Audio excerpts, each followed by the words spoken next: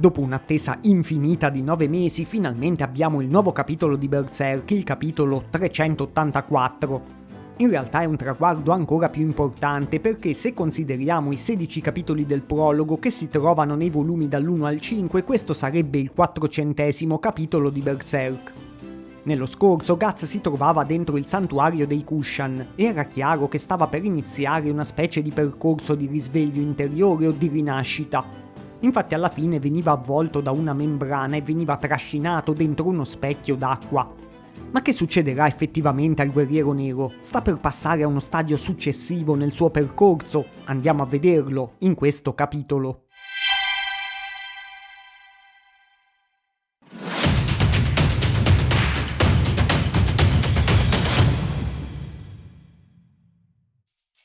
Il nuovo capitolo 384 ha 25 pagine, incluse 2 pagine introduttive a colori. Si intitola con una traduzione provvisoria Il riflesso dell'acqua in movimento e il bagliore del fuoco etereo.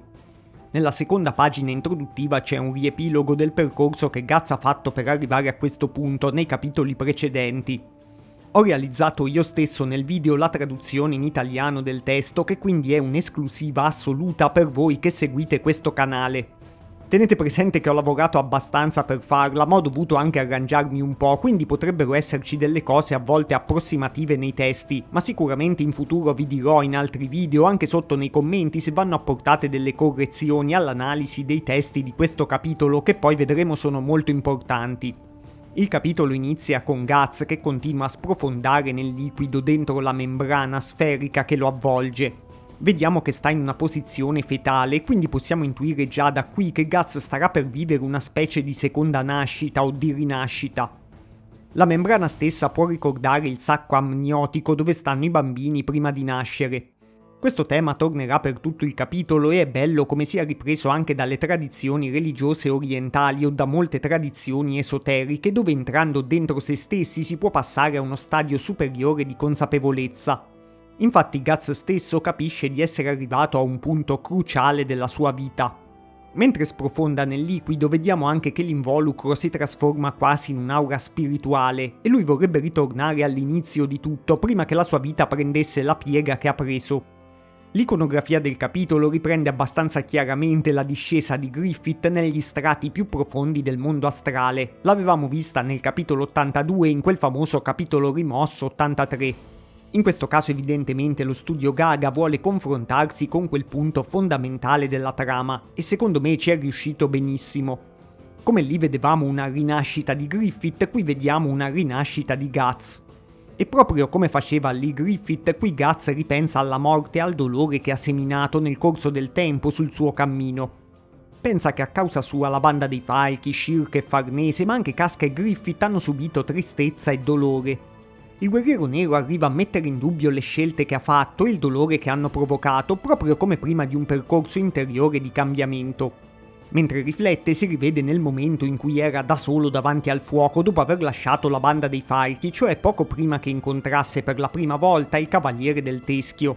E dopo sul finale vedrete che questo è un rimando molto sottile al passato, ma veramente molto importante e sicuramente non casuale. Guts arriva addirittura a pensare che forse se non avesse mai incontrato i membri della banda dei Falchi, se quel nesso nella causalità non fosse mai stato raggiunto, loro sarebbero stati più felici. Infatti li immagina in una scena di trionfo e pensa che soprattutto Casca sarebbe stata meglio. Ovviamente è anche una riflessione su quanto sia già deciso e quanto no nell'universo di Berserk. Questa riflessione poi riporta la scena su di lui immerso nel liquido che comincia a sentire delle voci ma non vorrebbe essere disturbato. Finché non arriva una grande energia, come una fiamma che inizia a sprigionarsi davanti a lui. E compare il corpo di una donna avvolto dalle fiamme, circondato da quelli che sembrano degli elementali del fuoco, che però non avevamo mai visto prima nel manga in questa forma. Questa figura femminile a me ricorda il corpo astrale della strega Flora, ma nel capitolo non si dice mai chi è. Potrebbe anche essere Danan oppure una generica figura che comunque rappresenta delle forze magiche sul piano spirituale. Comunque mi sembra che si possa dire che questo rituale dei Kushan abbia portato Guts a entrare in contatto anche con le stesse forze della magia occidentale. E quindi conferma per l'ennesima volta e del tutto l'ipotesi che le due forme di magia siano in fondo la stessa forza combinata e siano importantissime per il proseguimento della storia di Guts. Lui stesso si domanda chi sia questa figura, ma lei dice a Guts che il tempo è giunto. Lo chiama figlio dell'oscurità e creatura che vive nell'interstizio. Il tono solenne, l'appellativo figlio dell'oscurità, volendo possono ricordare proprio l'accoglienza riservata a Griffith dalla mano di Dio nell'Eclissi, e non è per niente casuale neanche qui il parallelo con Griffith. Poi gli dice che è arrivato il momento di guardarsi dentro e di conoscersi veramente. Lei lo accoglie come una madre nel suo grembo, sempre per segnalare questo tema della rinascita che è chiarissimo nel capitolo. Il viso di Guts poi si deforma come in un vortice a farci capire che ha iniziato un viaggio verso il vero sé. Rivive da sinistra a destra dell'immagine l'uccisione di Buscogne, che è stata determinante per l'assedio di Doldry, poi l'uccisione del piccolo Adonis, per cui si è sentito molto in colpa. Vediamo anche una battaglia della guerra dei 100 anni, festeggiamenti dopo la vittoria che ha reso i membri della banda dei falchi dei cavalieri, il momento in cui Guts e Casca si sono rivelati reciprocamente le ferite del loro passato e hanno creato un legame profondo. Poi vediamo anche lo scontro con Mozgus e i suoi scagnozzi quando erano già degli pseudo-apostoli, lo scontro con Grumbeld e alla fine il momento in cui Guts ha parlato a Casca delle decisioni sul suo futuro, al falò dei sogni. Insomma è un bel condensato di momenti significativi per lui che compaiono tutti insieme di colpo nella sua mente come una rivelazione. Questo secondo me è anche un bel parallelo con un altro viaggio interiore che abbiamo già visto per un'altra protagonista di Berserk, ovvero Casca. Infatti fa pensare ai tanti ricordi che vedevano Shirk e Farnese nel viaggio nella mente di Casca per riportarla verso la sanità. Una cosa molto interessante e pure bella da vedere è quella che viene anche dopo, infatti Guts rivive specificamente dei ricordi legati a quando era un bambino molto piccolo. Rivede Gambino che ha amato come un padre ma che alla fine ha ucciso. Poi vede la sua madre adottiva Sis, ma soprattutto la sua vera madre appesa a un albero da cui lui è nato quando già lei era impiccata. Dai primissimi capitoli in poi non avevamo mai più rivisto questi personaggi tutti insieme, soprattutto la sua vera madre, e infatti nella tavola successiva rivediamo anche l'ormai famosissimo albero di cadaveri, sotto a cui è stato trovato Guts. Ma questi ricordi acquisiranno nel resto del capitolo un peso ancora più notevole. Un nuovo capitolo di Berserk e analizzarlo insieme appena uscito è la definizione stessa del concetto di hype, almeno per me, quindi se non avete hype per questo ritorno non so per che cosa ce lo avete. Mandiamo insieme il mitico Berserk anche in quella classifica. Prima di andare avanti con il capitolo voglio parlare pure del fatto che abbiamo aspettato una vita per questo capitolo, quindi non farò finta di niente ma parlerò della cosa. Non sono uno di quelli che, visto che parla di un'opera, non ne critica la gestione da parte di autori e editori, e sicuramente se mi seguite lo avete capito. Anzi vi dico la mia proprio perché apprezzo Berserk e quindi questa attesa lunghissima per i nuovi capitoli ha dato un po' di fastidio pure a me. Nell'attesa comunque ho fatto tantissime ricerche per cercare di capire a chi sono dovuti questi ritardi, se allo studio Gaga e Kojimori che portano avanti nella pratica la storia o all'editore Accenture che decide il rilascio effettivo. Purtroppo ci sono sempre delle opinioni contrastanti e alcune me le avete anche riportate voi nei commenti. Qualcuno dice che la trama era in un momento difficile, quindi la responsabilità sarebbe stata dello studio Gaga e di Kojimori. Effettivamente, come vedremo adesso, questo è un capitolo abbastanza importante, però certo che i disegnatori ci mettano 9 mesi a disegnare 3 capitoli nonostante siano un team può sembrare un po' esagerato. Io rimango un po' dell'idea che sia anche una scelta editoriale che magari va proprio a combinarsi pure con delle incertezze su come gestire il manga da parte del team che lo realizza. Infatti Berserk è pure molto importante come titolo per Accenture e non credo molto che se volessero rilasciare per esempio un capitolo al mese non riuscirebbero a spingere in quel senso. Per il momento a me a livello qualitativo la gestione post-Miura non è mai dispiaciuta, certo le tempistiche secondo me non sono buone soprattutto per le aspettative del pubblico contemporaneo e quindi penso che per forza di cose queste tempistiche riceveranno delle critiche. Ma senza dubbio in parte penso pure che l'attesa sia valsa la pena perché questo è un capitolo maestoso visivamente e anche importantissimo per la trama come vedrete adesso. Infatti le vicende proseguono con un'immagine di Guts appena nato che viene messo specchiato rispetto al feto demoniaco, come a segnalarci che i due hanno un'origine in qualche modo condivisa. Da qui in poi sarà fortissimo anche visivamente il tema della dualità, la dualità dei mondi, quello fisico e quello spirituale, e la dualità rappresentata da Guts e da Griffith. Griffith infatti è rinato proprio grazie al feto demoniaco che poi è il figlio infettato di Guts, mentre Guts è nato da un cadavere. E Guts in questo punto realizza proprio definitivamente l'importanza di essere nato da un cadavere, di essere nato direttamente dal grembo della morte. A questo punto una serie di immagini molto evocative che usano Guts appena nato come una goccia e ce lo fanno vedere anche sempre specchiato, ci fanno capire che lui ha in sé due nature. Guts è nato nello spazio tra il mondo astrale e il mondo fisico e quindi appartiene a tutti e due i mondi. Questa è la conferma che Guts ha avuto una nascita in qualche modo eccezionale, una cosa che si capiva già nel manga ma che non era mai stata stabilita con questa precisione. E non si sapeva per certo che questo lo legasse direttamente al mondo astrale. Vediamo il Guts bambino che si unisce al Guts adulto perché lui è entrambe le cose in uno. Vediamo anche delle ombre scure, non si capisce bene che cosa rappresentino, a me danno l'idea di un parto che spinge la membrana di nuovo verso la superficie, che tematicamente e visivamente è in linea con il resto del capitolo. Effettivamente nella scena dopo una goccia cade sul liquido e la membrana con dentro Guts riemerge. La goccia volendo ricorda pure l'ultima lacrima cristallizzata di Griffith durante l'eclissi e la sua famosa lacrima del capitolo 364. Quindi è l'ennesimo di una serie di tanti riferimenti di un capitolo veramente studiatissimo negli aspetti visivi. Adesso la membrana si riapre e Guts grida e contemporaneamente prende un grande respiro. È una cosa difficile da rappresentare, ma sulla tavola si capisce e secondo me lo studio Gaga ha fatto un ottimo lavoro per farcela intuire. Infatti questo ovviamente vuole proprio imitare il primo pianto del neonato, che è anche un segnale del suo primo respiro fuori dal grembo della madre. La rinascita di Guts è compiuta e a questo punto la figura femminile dice che lui è una creatura che è stata sempre legata al mondo astrale fin dalla sua nascita. Metà di te, dice, appartiene al mondo astrale e tu lo sapevi. Questo viene accompagnato da immagini di esseri e oggetti del mondo astrale che si sono manifestati nel tempo nel mondo materiale. Vediamo per esempio degli esseri positivi come Puck e i Valera che sono elfi, ma compare anche il lato malvagio con il Beherit oppure i famosi scheletri posseduti dai demoni. Ci sono i volti disperati che compongono la mano dell'eclissi e alla fine l'apostolo più famoso di tutti, cioè Zod.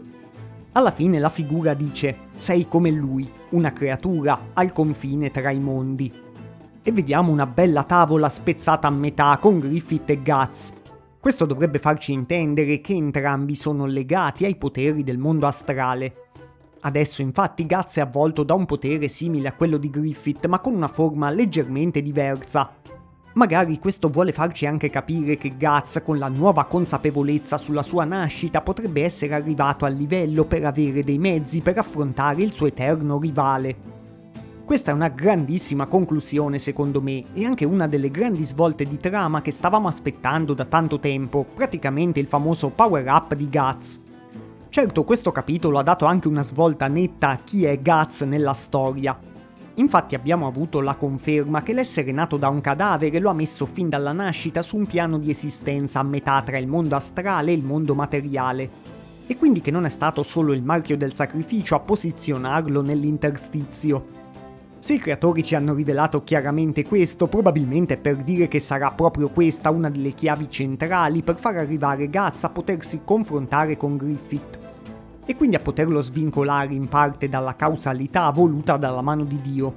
Questo insomma, come accennavo, è anche il power up che ci aspettavamo, ma è stato fatto in una maniera molto raffinata e non da shonen, dicendoci che il power up di cui Guts aveva bisogno era ricordare la sua nascita eccezionale, eppure il fatto che da sempre è vissuto a metà tra i due mondi. Certo, questo potrebbe inserire per la prima volta chiaramente Guts nella categoria dei protagonisti predestinati. Non solo una persona qualunque, ma uno che fin dalla nascita aveva delle condizioni eccezionali per trovarsi dove si trova. A qualcuno i protagonisti predestinati potrebbero aver stancato perché sono un cliché di tante storie, però in realtà probabilmente è presto per dire qualcosa su Guts. Bisognerà vedere come l'idea verrà portata avanti. Ma seguendo quello che sappiamo della causalità di Berserk finora, io la vedo così. Guts è nato sì da un cadavere, quindi aveva le condizioni, i prerequisiti diciamo, che hanno causato il fatto che si trovi nel ruolo di controbilanciare Griffith. Quindi è predestinato fino a un certo punto, intendo se Corcus o Pippin fossero nati da un cadavere sarebbero stati loro nel ruolo di controbilanciare Griffith. Prima che sentiate dire che Koji Mori e Studio Gaga si sono inventati del tutto questo ruolo di Guts o abbiano fatto una retcon di testa loro, vi do diversi dettagli che suggeriscono che in realtà questo ruolo di Guts sia proprio un'idea originale di Miura.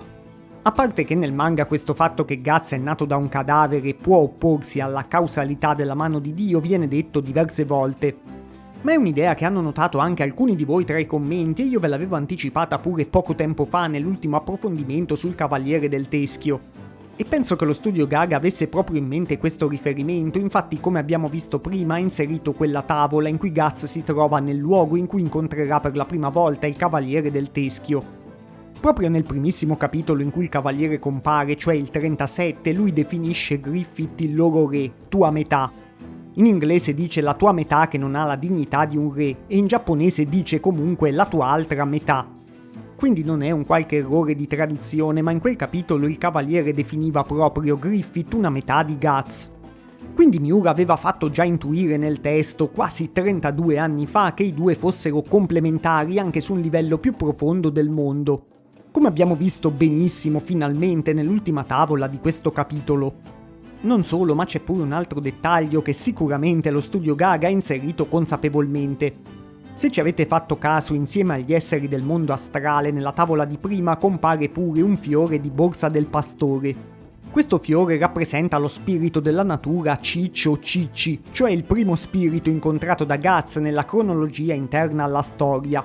Miura ce lo aveva fatto conoscere in un flashback introdotto nel 2012 ai capitoli dal 329 al 331. E in tanti nel tempo abbiamo sospettato che avesse una certa importanza. Il racconto in sé in realtà non era niente di che, ma Miura nel flashback voleva darci proprio un indizio. E questo indizio era che Guts fosse collegato da sempre al mondo astrale, anche da prima rispetto all'eclissi. E penso che potrebbe averlo fatto proprio in vista di questi sviluppi che abbiamo visto adesso.